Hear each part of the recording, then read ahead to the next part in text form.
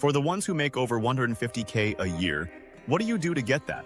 Story 1, honestly, the fastest way to get there is to job hop. I'm older, and there is no longer a reward for long-term employment. Pensions aren't a thing anymore, and employers don't give a shit to retain you. Leverage a new job for better pay. Also, don't be afraid to apply for jobs where you don't meet 100% of the qualifications. Those things are a wish list for employers, and I recommend you shoot your shot. Story 2, I started making YouTube videos about speedrunning for fun. They got popular, and each year I earned more and more from them. Now, 7.5 years later, I'm doing it full-time with nearly 2 million subscribers. I'm incredibly fortunate, and didn't really seek this job out in the first place, but I'm so grateful that I get to do it. Story 3, I do transport for a mortuary in the SF Bay Area, picking up dead bodies. My base pay is about 80K, but I get plenty of extra hours and overtime because I'm pretty much the only one who volunteers to do the SoCal and out-of-state trips. We will only go as far as Nevada, Arizona, Oregon, and the border towns of Mexico. With all the overtime, I easily make more than 150K. Story 4, I'm a steam fitter. Basically, I build industrial piping systems. Moved up the ladder after I got my license, and now with all the OT on the jobs I run, I make somewhere around 200K. Story 5, went back to school at 27 for electrical engineering. After I graduated, I felt like I had the momentum to keep going, so I got my master's. I was able to land 3 different internships starting about my junior year, which helped gain me some experience in the field. Graduated at 34 and landed a job at Apple. Been here ever since. Story 6, orthopedic surgeon. Made big sacrifices socially, traveling income during 20s and early 30s while training. I'm 36 years old, just starting my 3rd year of practice, and make 840K straight salary. Probably work about 55 hours per week. It's incredibly rewarding, but also very stressful. Story 7, assistant project manager. Started working there when I was 18, broke 100K at 34, and I'm currently 42. Only have a high school diploma. Most of the time, switching companies is the only way to get a big salary bump, but I lucked out. Story 8, lawyer here, making 520K to 550K. 390K base salary and 130K to 160K in bonus. My pay is very standard for a lawyer at a large corporate firm, as big law lawyers are paid in lockstep for the first 7 to 8 years. I have 5 years of experience, and essentially every other 6th-year lawyer at a large firm in a major US city makes the same amount I do. Takes way more of my time than I'd like, but it's exciting and pays well. Story 9, lawyer in the US. Undistinguished academic record from an undistinguished law school. Took me a while to get my first legal job, which I still have. Started at 65K. About to start my 4th year at a 150K. Strictly work from home. No billable requirement, generally very easy and low stress. Occasionally I get to help people. Can't complain. By the standards of the profession, I am not paid well. By the standards of the profession in my geographic area, it is a fine living. By my standards, I grew up rural and pretty poor. I am doing just dandy. The real question is going to be, do I try to job hop to increase my salary and possibly find more stimulating work too? Or do I just look in the mirror every morning and say, bro, we are so lucky, and use my copious free time for other things? Story 10, lineman. Applied for an apprenticeship after I got my CDL. Rest is history. Pay varies by OT, can range anywhere from 170K to 300K depending how much you want to work. Story 11, made about 450K last year. I am a nuclear consultant, PhD, who provides safety and security advice to countries, usually governments and international organizations, on their nuclear programs and/or radiological issues problems. Also, real estate on the side. Story 1 to 30K annual base salary. General counsel at an industrial manufacturing and construction company.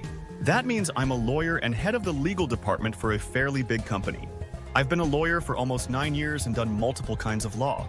That has allowed me to skip a few steps. But I'm also damn good at what I do and work my ass off. The only lawyers I know that are happy are in-house lawyers like me, and some prosecutors, but they get paid shit. But not everyone gets lucky enough to go in the house. If you're thinking about law, I would highly recommend that you reconsider. Do medicine, software, cybersecurity, or if you're hobby a sugar baby, I guess. Oh, JK, don't do that. But anything but law. Story 13, high school teacher. But I live and work in a high cost of living area, have over a decade of experience, a master's degree, 75 plus hours of continuing education credits, and I'm working a 1.2 this year, meaning I gave up my prep period and teach 6 classes instead of 5 and get 20% extra pay. All that puts me just barely above $150K for the 2024-2025 school year. Presumably, next year they'll only need me to teach 5 classes and I'll be back under $150K. Also, I get paid a little more in cash than many nearby districts, but my district doesn't provide health insurance, so I have to buy it on my state's exchange. Story 14, lawyer. But I advise anyone who asks not to go into law. My wife is a specialist dentist making about 4 times what I do, and she works 4 days a week with tons of vacation time. If our kids are driven, I will absolutely advise them to go into dentistry and own their own practice. Dentists make excellent money. Owners of dental practices, which in many states are also required to be dentists, make bank. Story 15. I sell websites to small businesses. I have a whole agency with SEO guys and developers and designers. I sell $150 a month subscriptions for a website and unlimited edits. I have about 85 clients in various packages, and the rest is lump sum jobs for $3,500 minimum. Currently on track to do $180K this year. No WordPress either. All custom coded. It's a nice living. Story 16. I started a home inspection company about 2 years ago. Hit 100K the first year and already crossed 150K this year. Recently hired an admin for all the office and prep work, and currently working on hiring another inspector. Need them to go out and climb in these hot-ass Florida attics instead of me. Story 17. I only made a 150K per year hourly as a contractor. Hired on, it only approaches that with total comp. But they have a 401K match and the company rocks, so I'm comfortable. Applications developer, Salesforce. Fully remote, work from home. If I wanted to leave and make 150K plus base with my experience, I imagine it would be quite trivial. But my company is awesome, and so are my coworkers. And I can't tell you how much money I'd sacrifice for that. If you can learn how to code, you probably can. There is a fuck ton of money people will pay you to do relatively easy jobs. Well, it's not easy. Developer work can get exceedingly stressful.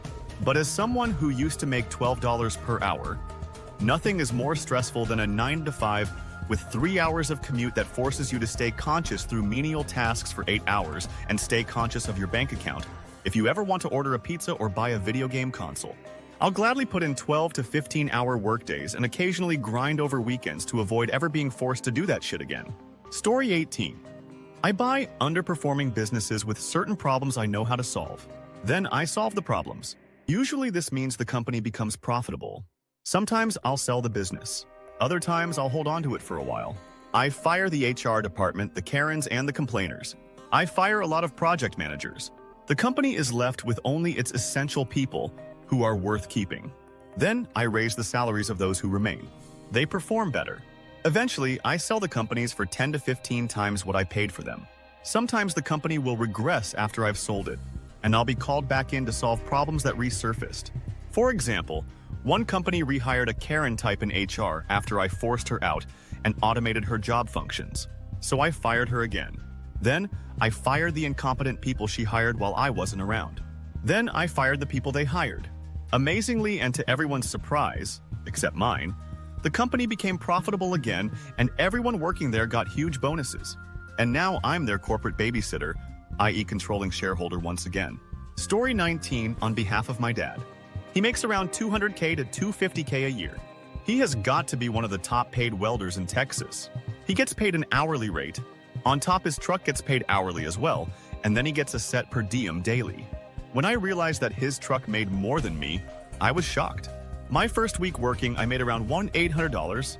I was surprised to see that his truck alone made my whole check. Story 20, I work in IT for the government. Started off as Tier 2 help desk support with no degree like 20 years ago for a semiconductor company. Laid off twice in a 7-year span. Now I do senior IT asset management stuff, along with some project management if I have to.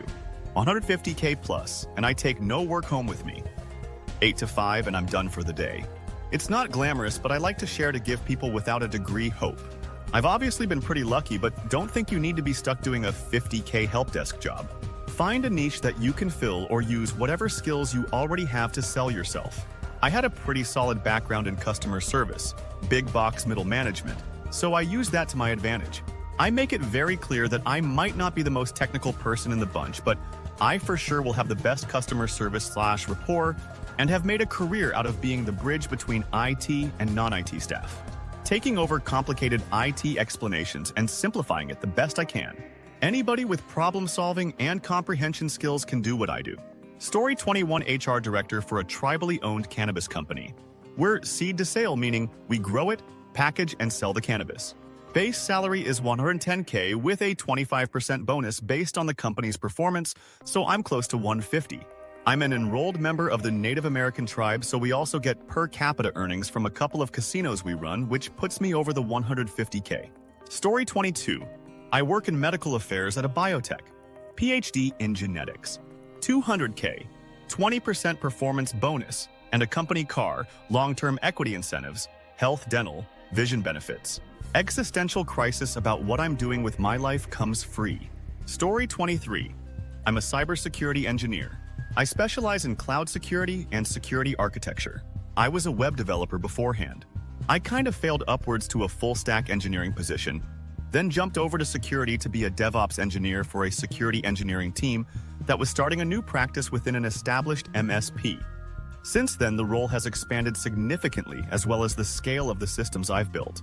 I'm really proud of where I'm at right now and for the future. I don't have my bachelor's degree, but did 3 years at an elite American university as a data science major before I got burnt out. So I'm just not credentialed. However, soon I will be obtaining my CISSP, which is the gold standard for cybersecurity leadership. I may pursue a bachelor's later on at a place like WGU. We'll see. Story 24. I am a tenured professor of cultural sociology and Black history. Bachelor's from Baylor University, 2 master's degrees, Yale and UCLA, and a PhD in cultural sociology, race, ethnicity, and culture, Columbia University. I make $161K per year as far as my university salary goes. And I get more with 30 to 50 speaking engagements I try to max out per year, which ranges from 5K to 58K, the most I've made for one speaking engagement. Story 25. I work a very niche government job with an agency that does not get its funding from congressional appropriations. Therefore, we have our own pay scale. I make $235K, and most of my peers in the same job outside of government are probably in the $80K to $90K range. Normally, I have a pretty good work-life balance, but sometimes it's 60-hour weeks, like this week is turning out to be.